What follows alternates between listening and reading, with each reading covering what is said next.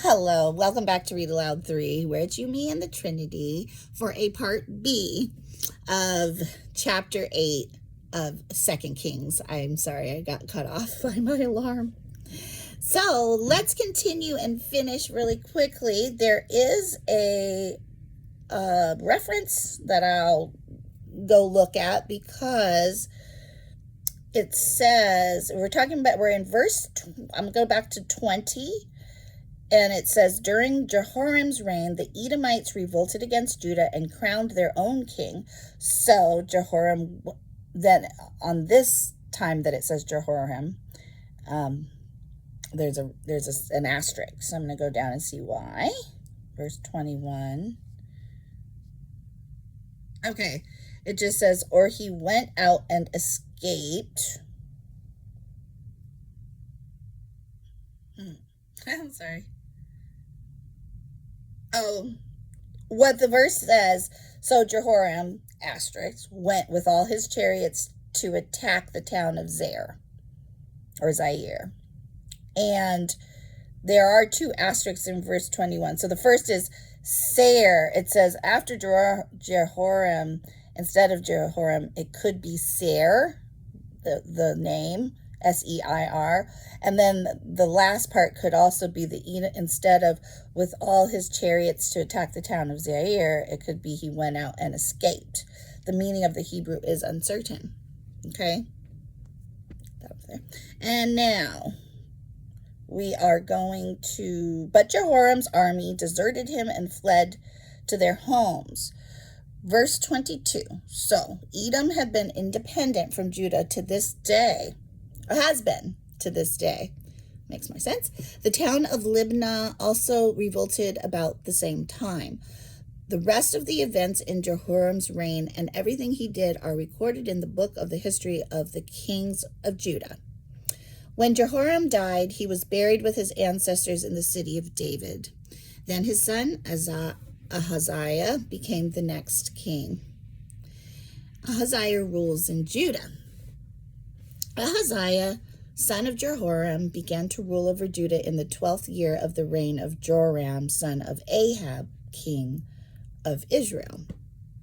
Ahaziah was 22 years old when he became king, and he reigned in Jerusalem 1 year. The short and sweet. He was young. Is he really ready for that?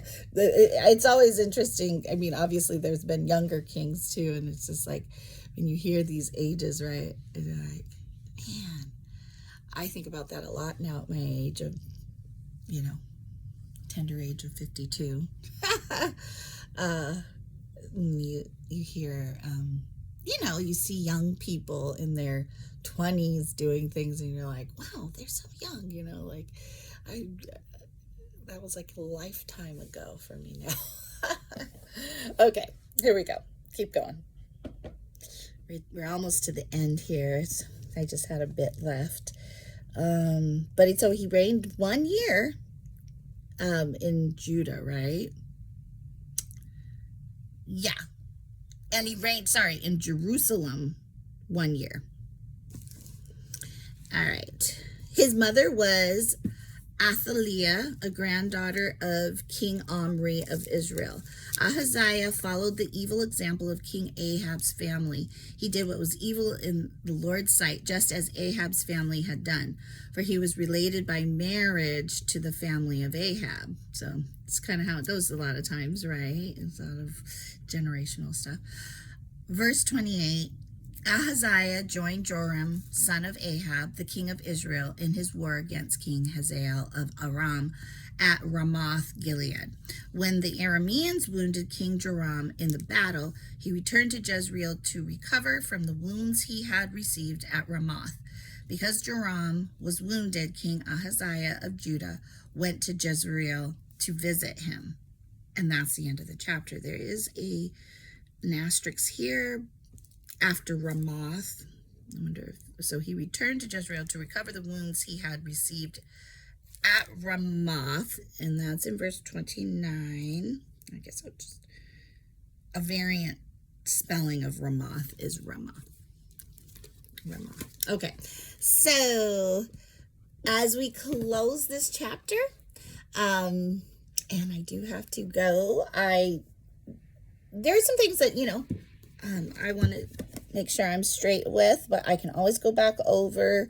I know that it says that all the events of Jehoram's reign are written in the book of the kings of Judah. And I'm like, what? He's the king of Jerusalem, and just not really knowing the geography and so on. And sometimes I know it goes back and forth from saying the book of the kings of Judah and the book of the kings of Israel, right? I know there's a tribe of Judah. So those things, like I said, I don't have all the way straightened out, and that will take some study. So I think one other thing that I wanted to just talk about in this video, I had made a note about from my last video, because it jumped out to me, and sometimes I do intend to go back and maybe do a little study and come back and make sure that I don't, move forward before addressing that. And I don't always do that. I forget. So I'm going to try and do better with that. This one I did jot down. It says, recall when the lepers said, "This is good news. We can't keep it to ourselves." So at first they were like, they saw that the town all the stuff of the enemy had been deserted and just left behind. And remember, they were eating and drinking wine, and then they're like, this is not right. This is good news, and we can't keep, and I think they said we need to share it, right? And so I just thought that was a good lesson. And because they were lepers, and it was like they were exhibiting, not only that's just a message in and of itself, that if you have good news and you have something, that is something to share, but they must have been also practicing and walking out forgiveness even then, because the way that lepers were treated, right? They could have been like, we've gotten ours now, we've been rejected and, ostracized, and yet they were able to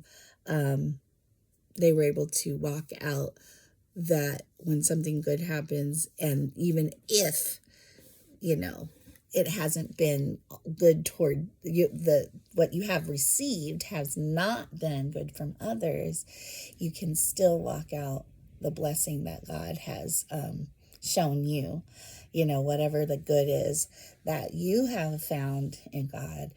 Walk out the forgiveness that he's given, the true good news, right? By being willing to share with others, no matter what the treatment has been towards you. Okay, I just want to share that. Have a wonderful day, and I will be back tomorrow, God willing.